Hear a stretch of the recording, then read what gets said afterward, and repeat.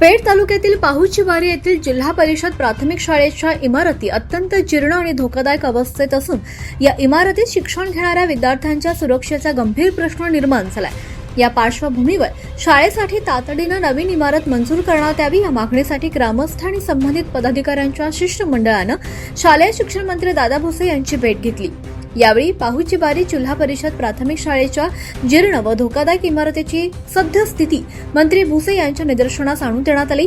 इमारतीची अवस्था पाहता विद्यार्थ्यांच्या जीवाला धोका निर्माण होण्याची शक्यता असून कोणतीही दुर्घटना घडण्यापूर्वीच प्रशासनाने तातडीने उपाययोजना करणे आवश्यक असल्याचं शिष्टमंडळाने सांगितलंय। शाळेत 267 इतक्या मोठ्या पटसंख्येने विद्यार्थी शिक्षण घेत असून त्यांना सुरक्षित आणि भक्कम शालेय इमारत उपलब्ध करून देणं ही प्रशासनाची जबाबदारी आहे। त्यामुळे नवीन शालेय इमारतीस तातडीने प्रशासकीय मान्यता आणि निधी उपलब्ध करून द्यावा अशी मागणी यावेळी करण्यात आली।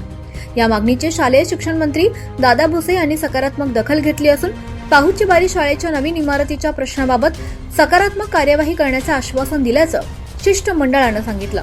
विद्यार्थ्यांच्या सुरक्षेला प्राधान्य द्यावं, नवीन इमारतीचा प्रश्न लवकरात लवकर मार्गी लावून विद्यार्थ्यांना सुरक्षित वातावरणात शिक्षण घेता यावं अशी अपेक्षा पालक, ग्रामस्थ आणि शाळा व्यवस्थापनाकडून व्यक्त करण्यात येते। दुर्घटना घडण्याची वाट न पाहता जीर्ण इमारत हटवून नवीन इमारतीचं काम तातडीनं सुरू करावं अशी मागणी सुद्धा यावेळी करण्यात आली।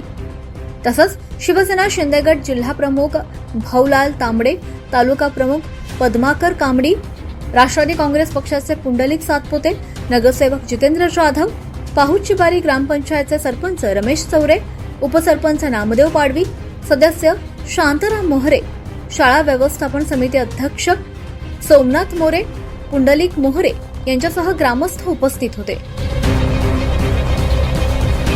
24 लाईव्ह महाराष्ट्र न्यूज साठी धर्मराज चौधरी, पेठ।